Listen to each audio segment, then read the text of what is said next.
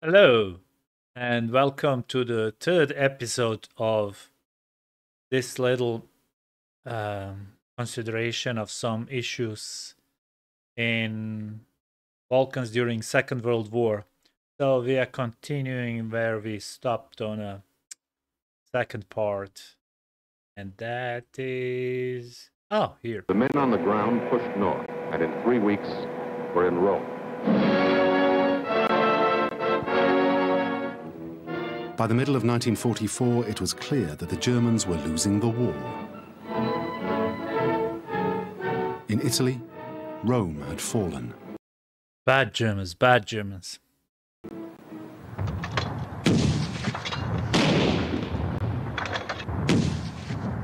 And the British army were fighting for Florence.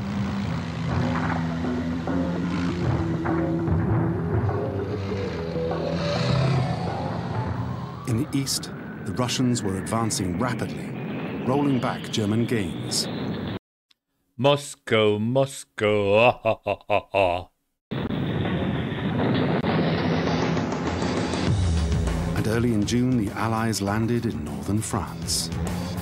Our men were in France. They had crossed a few dozen miles of water. They faced hundreds of miles of land between them and Berlin.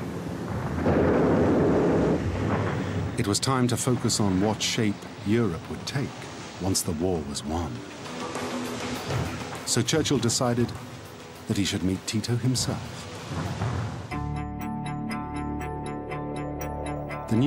Yes, though this independent state of Croatia, this was basically a German puppet state created on what is today mostly Croatia and Bosnia, but I don't think this is exactly correct, because at that time Italians held Istria and lots of these islands and the Dalmatian coast as well. So yeah, that should, they intended basically, they didn't get that in the First World War, as Allies promised to them in order to take part in a war on the Allies side. So they were pissed, and that's why they joined Germans this time. Yep, so let's go on. News reached Fitzroy MacLean, who was with Tito at a new partisan base on the small Dalmatian island of Vis. From here, he and Tito flew to the liberated Italian city of Naples to meet Churchill. The royalist Yugoslav government in exile and many other senior Allied commanders also travelled for the conference. On the 17th of June, they seemed to reach a deal. Once Yugoslavia was free, Tito agreed to somehow work with the government in exile. He even agreed that King Peter could retain his crown. The only question was, would Tito keep his word? Well, you know, promises, promises. By now, the war in Yugoslavia was nearing its climax. In September 1944, Stalin's Red Army crossed the border into Yugoslavia and raced towards the capital, Belgrade. The bulk of Tito's partisans were already massing on the outskirts of the city. In the face of the assault, the Germans retreated.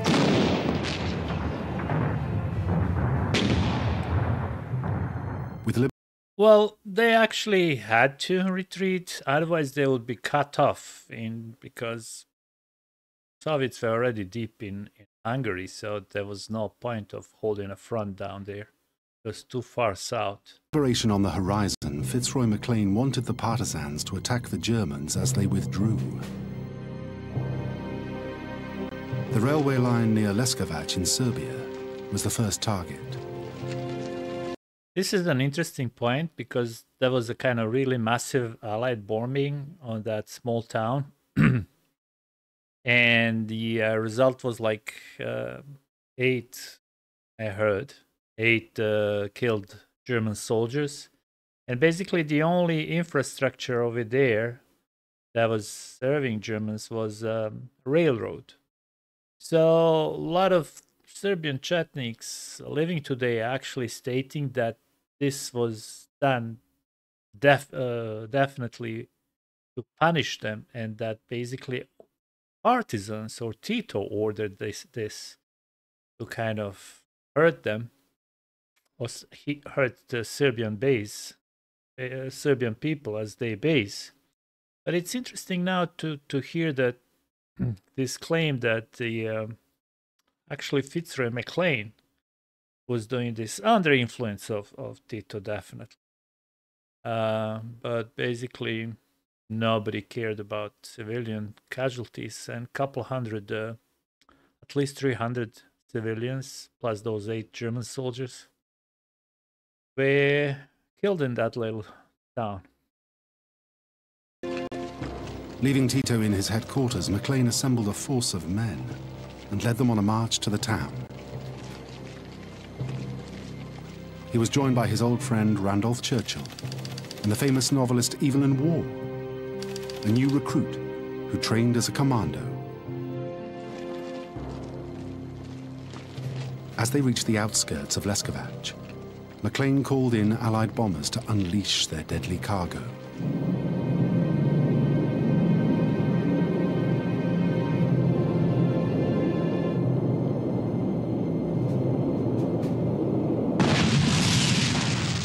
Led by McLean, the partisans then attacked on the ground, blowing up railway tracks and bridges.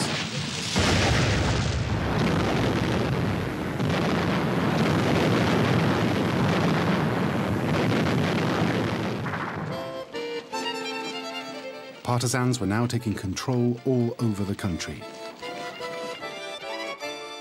Bato Tomasevich had joined them at the age of 15.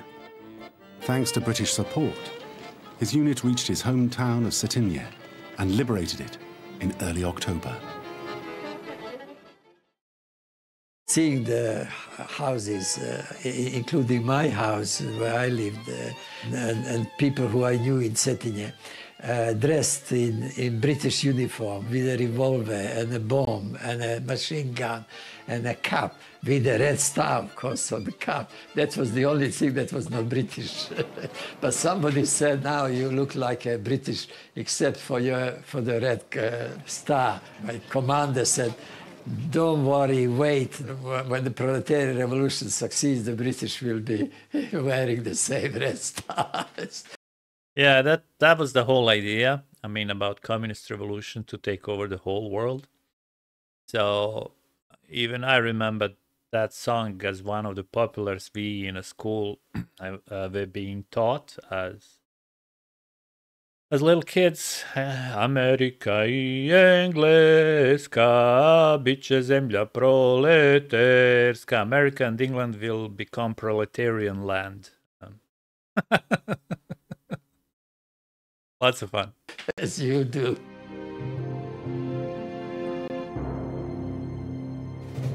Just a few miles west of Cetinje, Fitzroy McLean and his men marched on looking for new targets. But a messenger caught up with them. He brought strange news. Tito had gone missing from Viz.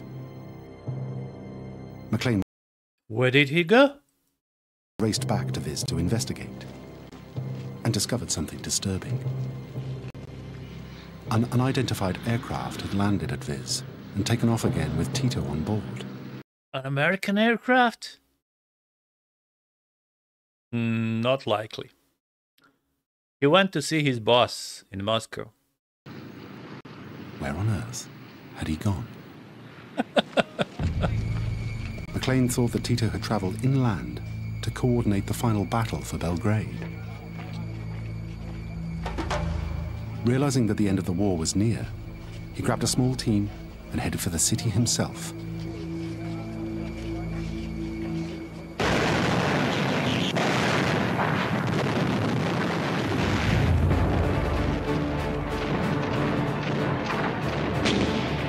They arrived as the battle for the city was at its peak.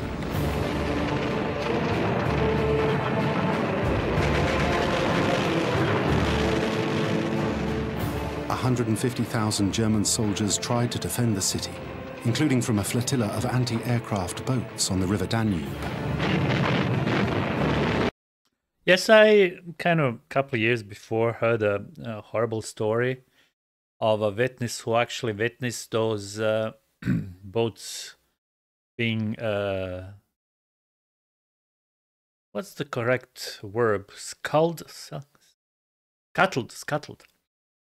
because they couldn't go upstreams anymore, and downstreams either. They were cut off, so headquarters ordered them to scuttle, and there were even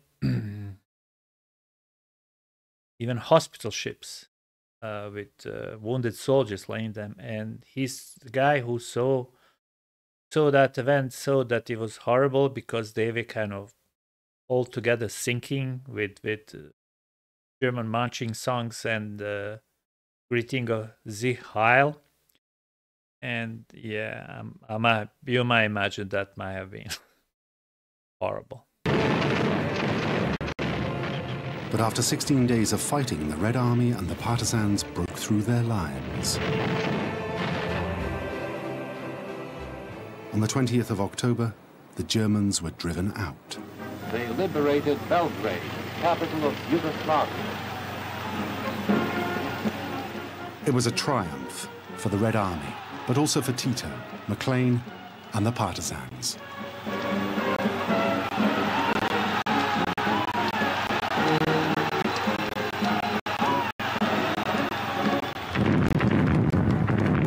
But the fighting was far from over. As the Germans withdrew, they conducted a scorched earth policy, destroying everything in their wake. They retreated to a line 30 miles north of Belgrade, committing atrocities as they went. When Belgrade was liberated, I was stationed in Belgrade. The job of my unit was just like in Montenegro, to go around with a list of people, names and faces, photos, and look for people we can identify as criminals. But actually, many of those were just bourgeois, basically people who stayed with their houses, but they were to be cleaned as political enemies. And this opportunity was perfect to actually accuse them of cooperating with the enemy, and then use that as an excuse to shoot them. So that was a kind of communist revolution going on. his mission took him dangerously close to German lines. We arrived practically by mistake right into the German front, into the German front. The Germans started firing at us, and our driver turned, and the vehicle overturned, and I hit my head against a sharp rock. His comrades found another vehicle and rushed him to a field hospital in Belgrade. I only heard somebody knocking at my head, and as though somebody was hitting with some sharp object. When eventually I regained consciousness, I was told that I had been injured, and the doctors tried to clear it by using simply a hammer and a chisel. Tomasevich was gravely ill. Medicine was in short supply. He would simply have to wait his turn for treatment. But then he had a stroke of luck. Her name is Stana Tomasevich.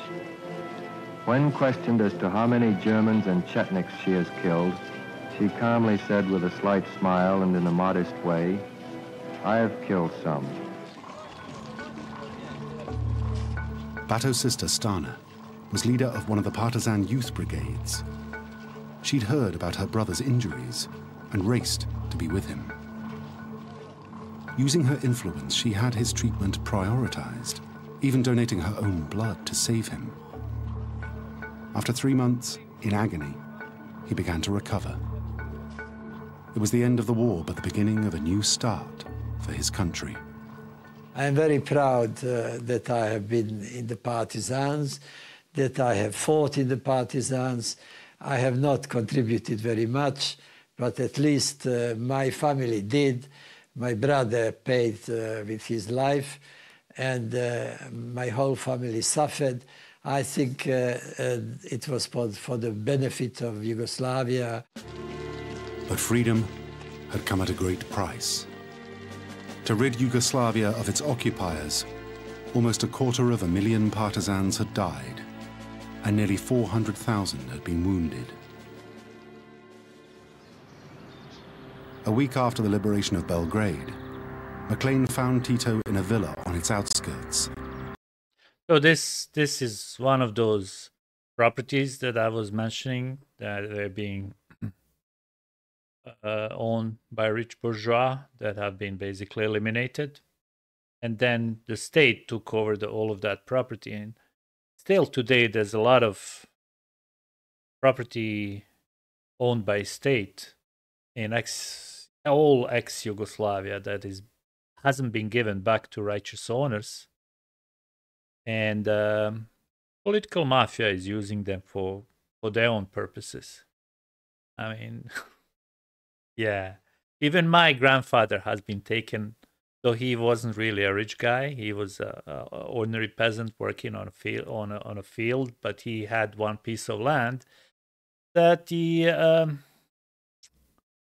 government decided they're going to make a fish pond. So they took a lot of the land over there from many people. His part included with a mill where he was actually milling the grain for people and making some additional profit of it. And I have heard that they couldn't really ask, they couldn't really get the proper value for that. They were given some really trickles that were just enough for a kid to buy his school notebooks for 1 year. And however, political mafia still uses today excuse that has been paid and they don't want to give it back, because of course they are kind of selling it to international investments fund and so on, gaining kickbacks. And yeah, so there you go. Tito revealed that he hadn't been in Belgrade after all. He'd been to Moscow, where he'd received instructions direct from Stalin. Tito now made his move. He reneged on the deal he made in Naples and announced that he would be Yugoslav leader, and there was to be no place for the king or his government. It seemed that Yugoslavia would be turned into the communist state that Maclean had feared. This was the question that arose in acute form in 1945. To what extent was he going to take his orders from Moscow? A lot had happened to Tito since 1937, when he'd been summoned to Moscow and made Secretary General of the party. In company with hundreds of thousands of his fellow countrymen, he had undergone the hazards and hardships of a savage, bitter war. He'd built up from nothing a great military and political machine. He'd tasted the triumph of ultimate victory. And now, when all was said and done, he could claim that he had driven the Germans from his country by his own efforts and by those of his followers.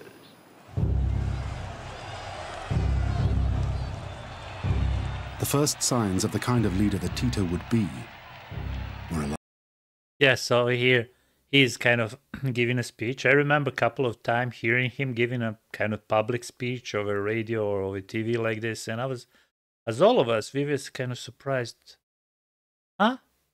Like, he had very, very funny accent.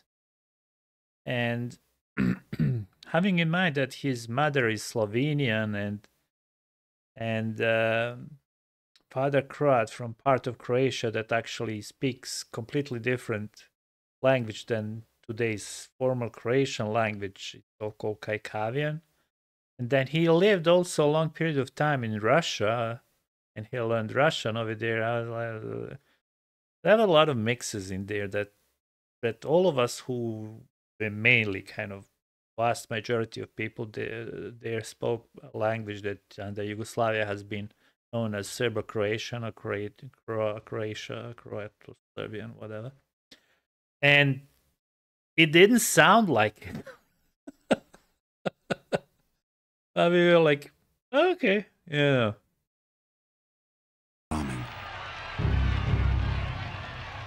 He embarked on a campaign of revenge against the Chetniks. On the 13th of March 1946, his old rival, the Chetniks' leader, Draza Mihailovic, was captured. He went on trial on the 10th of June. And he was trialed by his enemies that won. So he received some winner's punishment, winner's justice. Victor's justice. Yep. He was charged with collaborating with the Germans. His defense was that he had been placed in an impossible position. To save his men and his own skin, he had had to keep all possibilities open. But the judges found him guilty and sentenced him to death. At the same time, on the other side of the Atlantic, Churchill warned of the spread of communism throughout Europe. From Stettin. While he helped its winning in Yugoslavia. That typical politician. In the Baltic to Trieste in the Adriatic, an iron curtain has descended across the continent. Behind that line lie all the capitals of the ancient states of Central and Eastern Europe. The communist parties, which were very small in all these eastern states of Europe, have been raised to preeminence and power far beyond their numbers and are seeking everywhere to obtain totalitarian control. So had Churchill and Maclean made a terrible mistake? Should they have continued to support Mihailovic after all? The decision to switch sides looks even stranger when the activities of this man were uncovered. James Klugman was working. This guy really reminds me, I don't know if you have seen the TV comedy show Blackadder, where he actually, Mr. Bean plays Blackadder, and he has a kind of a peasant servant whose name is Baldric. And this guy reminds me so incredibly. He's spitting image of Baldric. Working for British intelligence in Cairo in 1942. It was he who compiled the reports that ultimately influenced Churchill to ditch Mihailovic and support Tito. And it's now known that those reports were biased in favor of Tito. Klugman exaggerated the numbers of partisans under Tito's control and the effectiveness of their attacks on the enemy. In 2002, Klugman was revealed as a devout communist who was at university with the infamous Cambridge 4 spy ring before the war. But despite Maclean's fears that Yugoslavia would come under the influence of Moscow behind an iron curtain, Tito would in fact steer a completely independent course from that of Stalin and the Soviet Union. Yugoslavia would become more peaceful, stable, and affluent than its communist neighbors.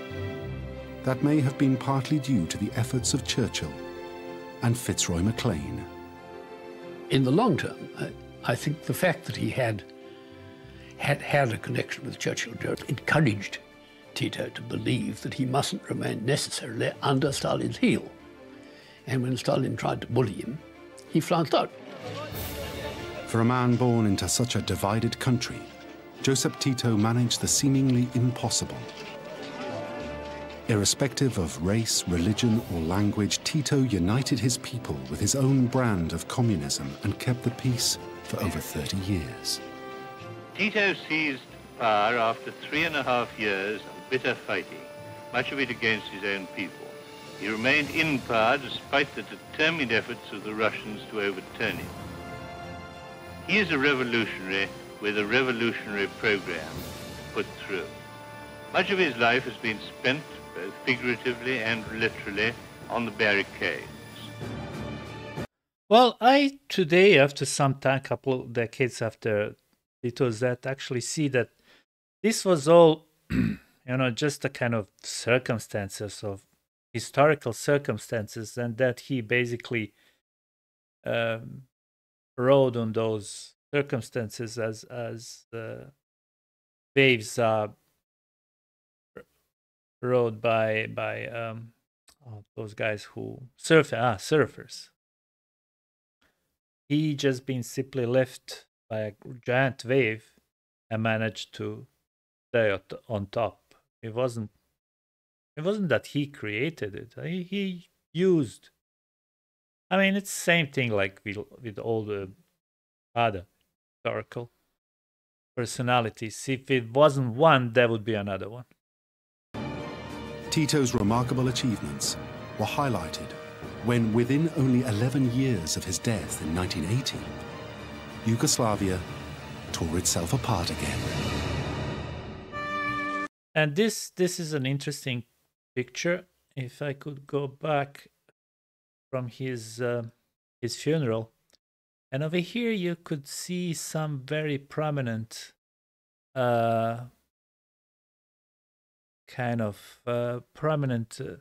political figures of the world at that time. That was so long time ago. I don't remember, but I believe Brezhnev is somewhere over here. And then there was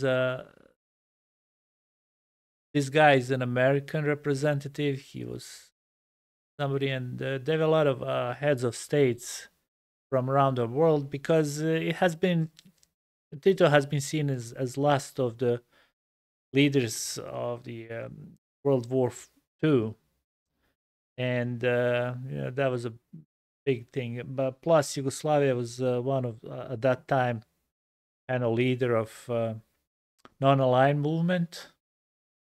I don't know if you have heard of that. Basically, group of countries in the world that didn't want to stick with either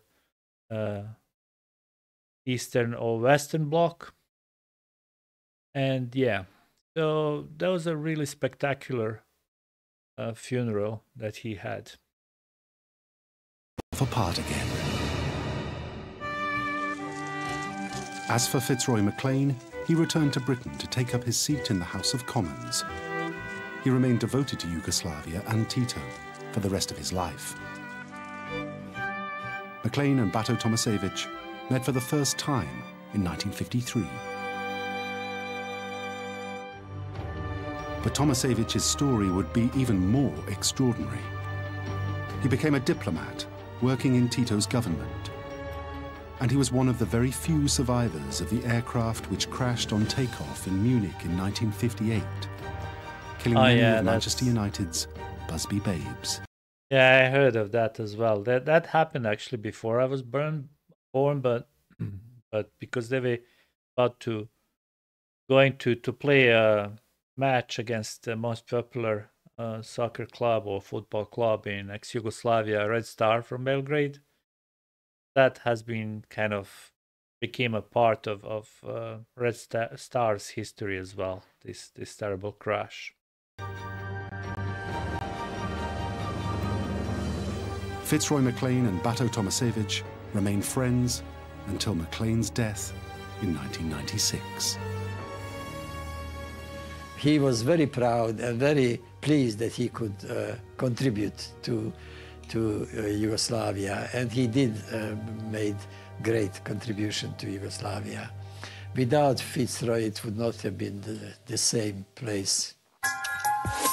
And without great powers and the arrangement of dividing influence in Yugoslavia 50-50, and Yugoslavia would be still existing, or it would not exist at all. I mean, who knows? Who knows? Anyway, bye-bye.